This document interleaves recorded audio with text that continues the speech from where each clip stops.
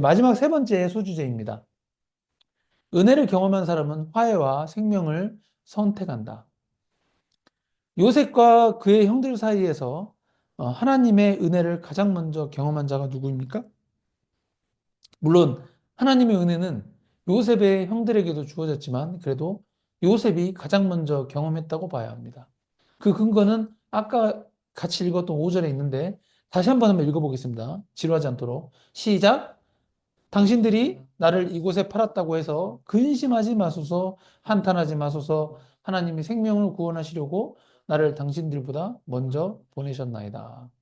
요셉은 형들에게 하나님이 생명을 구원하시려고 자신을 형들보다 먼저 애굽으로 보냈다라고 신앙 고백을 하였는데, 이는 요셉이 하나님께서 어떻게 그에게 은혜를 주셨는지 깨달았음을 보여주는 대목입니다. 요셉이 깨달은 거죠. 반면 형제들은, 그 형들은 요셉의 자초지종 설명을 다 듣고 나서야 비로소 요셉과 대화를 합니다. 그런데 여기서 성경은 형들의 복잡 미묘한 감정을 숨기지 않습니다. 한번 같이 읽어보겠습니다. 천천히. 시작. 요셉이 그 형들에게 이르되 나는 요셉이라 내가 아버지께서 아직 살아계시니까 형들이 그 앞에서 놀라서 대답하지 못하더라.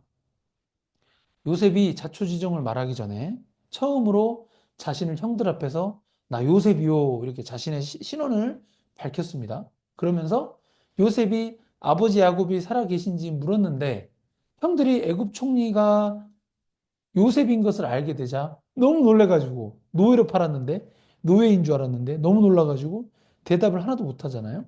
이때 요셉이 두려웠기도 했고 실제로 너무 놀라서 말이 나오지 않는 거죠. 누가 심하게 다치거나 예? 내 앞에서 막 누가 피를 많이 흘리거나 막 갑자기 누가 쓰러지면 말이 안 나올 수가 있거든요. 놀라서. 그런 것처럼. 쇼크를 먹은 쇼크를. 그리고 요셉이 자신이 총리가 된 자초지종을 쭉 설명하고 나서 다음과 같이 얘기합니다. 한번 같이 읽겠습니다. 시작. 당신들은 내가 애굽에서 누리는 영화와 당신들이 본 모든 것을 다 내 아버지께 아뢰고 속히 모시고 내려오소서 하며 그런데 아버지를 모시고 내려오라고 말했지만 형들이 아무런 말이 없습니다. 아무런 말이 없어요. 계속 놀란 상태였고 형들은 요셉이 동생이라기보다는 자신들을 죽일 수 있는 최고 권력을 쥐고 있는 애굽 총리였기 때문입니다. 한번 같이 읽겠습니다. 중요한 부분이니까 천천히 같이 읽겠습니다. 시작. 자기 아우 베냐민의 목을 안고 우니 베냐민도 요셉의 목을 안고 우니라. 요셉이 또 형들과 입맞추어 안고 우니 형들이 그제서야 요셉과 말하니라. 요셉이 막내 동생 베냐민과 이렇게 목을 안고 엉엉 우는데 보니까 요셉과 베냐민은 모두 울어서 여기 주의해야 되는 부분은 요셉하고 베냐민이 같이 울었어요. 그죠? 근데 15절에서는 이와 대조를 이루는 장면이 전개되는데 요셉이 10명의 형들과 입 맞추고 안고 우는 장면인데 10명의 형들과 입을 맞추려면 그 10명의 형들 입은 하나잖아요. 그죠? 10명한테 한 명씩 한 명씩 입 맞춰야 될 거 아니야. 그죠? 그래서 15절을 자세히 보시면은 요셉만 입 맞추고 형들은 입 맞추지 않았어요. 요셉만 입 맞추고 요셉만 울지 형들은 울지 않았습니다. 이 부분과 관련해서 제가 영어 성경이나 다른 한국어 번역 성경들을 다 살펴봤는데 시간 관계상 생략하고 제가 다 읽어봤어요. 근데 모두 요셉만 울었다라고 나옵니다.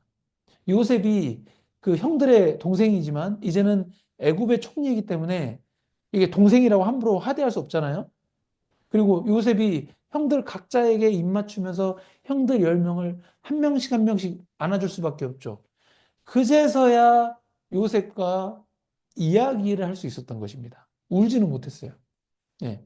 요셉은 하나님의 은혜를 깊이 깨달았던, 죄송합니다. 깊이 깨달았던 자였기 때문에 그는 보복이 아니라 형들과의 화해와 생명을 선택합니다.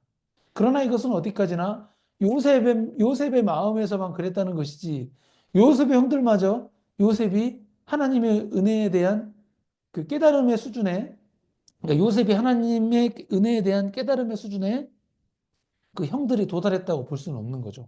형들은 지금 완전 멘붕 상태, 멘붕 상태. 예. 그리고 요셉은 애굽 총리로서 히브리어를 못하는 척하면서 형들이 히브리어를 할 때 요셉 앞에서 그 형들이 나누었던 대화들을 다 들었었습니다. 예. 그들의 대화를 듣는 과정에서 여전히 그 형들의 인간적인 모습들을 요셉은 보았습니다.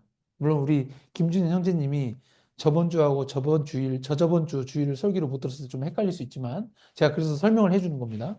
안 헷갈려요? 아멘. 역시 똑똑합니다. 우리 김준현 형제님. 네, 똑똑해요. 그래서 요셉은 다음과 같이 이야기합니다. 한번 같이 읽겠습니다. 시작. 또 그들에게 다 각기 옷 한 벌씩을 주되 베냐민에게는 은 300과 옷 5벌을 주고 그가 또 이와 같이 그 아버지에게 보내되 순하기 열필에 애굽의 아름다운 물품을 실리고 암나기 열필에는 아버지에게 길에서 드릴 곡식과 떡과 양식을 실리고 이에 형들을 보내며 그들에게 이르되 당신들은 길에서 다투지 말라 하였더라. 이 부분이 중요합니다. 저는 오늘 설교를 준비하면서 창세기 45장 24절을 지금 방금 읽었던 이 구절을 굉장히 눈여겨보게 되었습니다. 요셉은 형들에게 길에서 다투지 말라고 부탁합니다. 그런데 영어 성경을 보면 이 부분은 명령문의 형태로 쓰여졌기 때문에 do not fight, don't fight 이렇게 나오거든요. 명령문의 형태로 쓰여졌기 때문에 요셉이 동생이긴 합니다만 애굽 총리로서 형들에게 다투지 말라고 명령을 하는 것이기도 합니다. 예, 플리즈란 말이 없거든요. 왜 여기서 갑자기 요셉이 형들에게 다투지 말라고 했을까요? 예, please don't이라고 하면은 부탁하는 건데 그냥 don't, do not 예, 명령형으로 말했거든요. 그 이유는 10명의 형들에게는 옷 한 벌씩만 주었는데 자기의 막내 동생, 동생에게는 베냐민에게는 은 300과 옷 5벌을 주었기 때문이기도 하고 요셉은 형들의 인격을 알았기 때문입니다. 이렇게 요셉이 애굽 총리로서 명령을 하지 않으면은 이 10명의 형들이 가는 길에 다툼이 있을 것을 알았기 때문입니다. 왜 다툼이 있을 것을 알았나요? 그들이 왜 요셉을 노예로 팔았습니까? 먼저 그것부터 생각해야 되는데 바로 요셉을 시기 질투했기 때문이 아닙니까? 그리고 야곱이 요셉을 잃고 요셉을 그 어느 아들보다 사랑했듯이 라헬의 둘째 아들이자 막내 아들인 베냐민을 아버지 야곱이 요셉을 사랑했던 것처럼 특별히 사랑했을 것이니까 그 10명의 형들은 막내 동생 베냐민 상대로도 요셉에게 느꼈던 시기 질투심을 가졌을 거라고 이렇게 요셉이 생각했을 수도 있습니다. 그렇게 생각했을 거예요. 물론 유다가 베냐민을 위해 자기 희생을 결심하긴 했지만 그것도 어떻게 보면은 여기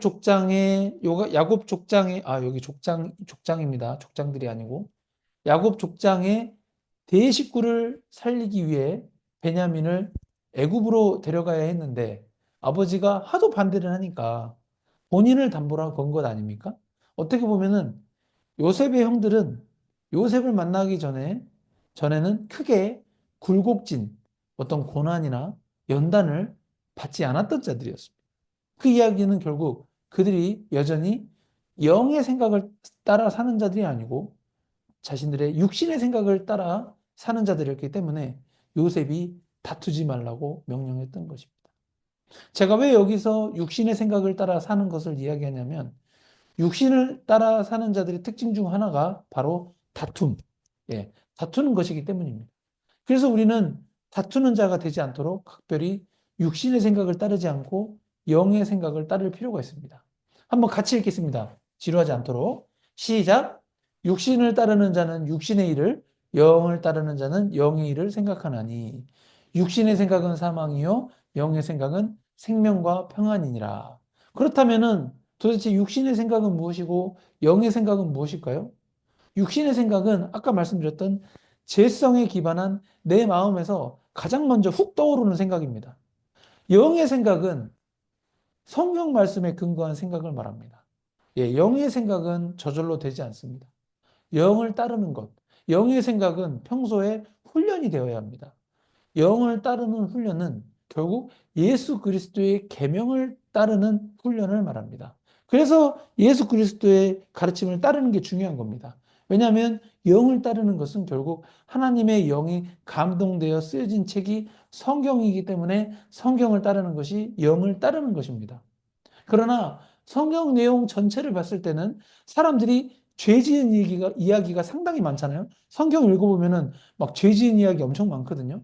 그런 부분도 하나님의 말씀이지만 그 말씀은 인간의 죄성을 적나라하게 가르쳐 주기 위한 것이지, 그리고 육신의 일이 무엇인지를 알려주고자 하는 목적으로 쓰여진 것입니다.